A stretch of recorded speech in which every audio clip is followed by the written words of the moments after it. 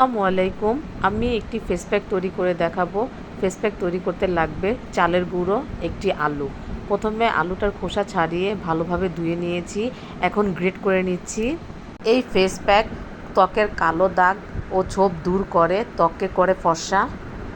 এখানে আমি দুটি উপকরণ নিয়েছি, আলুতে দাগ দাগ দূর করে আর চালের গুঁড়োতে ত্বক ফর্সা করে। আলুটাকে আমি গ্রেট করে নিয়েছি, এখন হাত দিয়ে চিপিয়ে আলুর রসটা বের করে নিব। আলুর রসটা করে নিলাম। এই আলুর রসের মধ্যে আমি চালের গুঁড়ো ভালোভাবে মিশিয়ে নিব।